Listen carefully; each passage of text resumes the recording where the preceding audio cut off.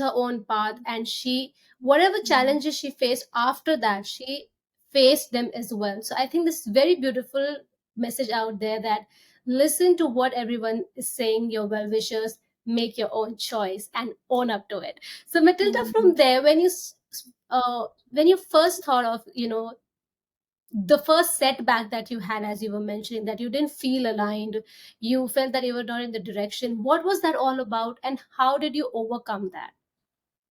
Yeah, so I guess there's been a few times in my life, and especially my career journey, where I've felt unaligned and not on the right track. And, I think it goes back to after finishing uni, I I did feel lost because I didn't go down the path of becoming a psychologist or a counselor, or I wasn't using my degree, and I kind of felt like I was looking around me, and it was sort of like I felt everyone else had their purpose and their direction all mapped out, and they knew what they were doing, and I had felt like I'd missed out on this thing that everyone around me seemed to have, this thing that was driving them, that was motivating them. And I felt defeated. I just didn't like, I thought, okay, I've gone to uni for 4 years, I'm not using the degree, I don't really know what my next steps are. And looking back, I really needed a coach or someone like me to support that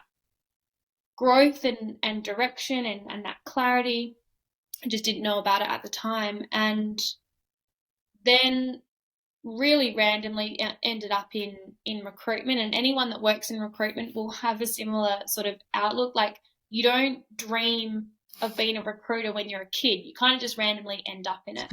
And I enjoyed parts of it, but there were also parts, especially in agency when it was quite sales focused, where I struggled with that. I struggled with, cold business development calls and trying to force sales on people. Like, that just wasn't me. And I even had clients that would say, they could see me in other roles and not really in the sales part of it. And I guess it was just a nice way of saying that it didn't align with me. And I knew that deep down as well. So that was a challenge, because I felt like, okay, I've, established myself in recruitment, in that industry. Don't really know where I can go from here. So I've just kind of got to ride that wave. And then I ended up, working for this incredible employer in my first internal role within defence. And that taught me so much. It just taught me that there are employers and organisations out there who genuinely care for their people, that have really amazing employee benefits, and there's a lot of trust, and I had a great manager and a great team. And that was the role that I left to start to do my own business full time. So there's been a lot of setbacks, and it's been a result of not being aligned of doing work that's not aligned to who I am and what I value. And yeah, I think with every setback, with every challenge, with every turn in a different direction, at the time it's really challenging, and it's like, oh, why me? Why is this happening to me?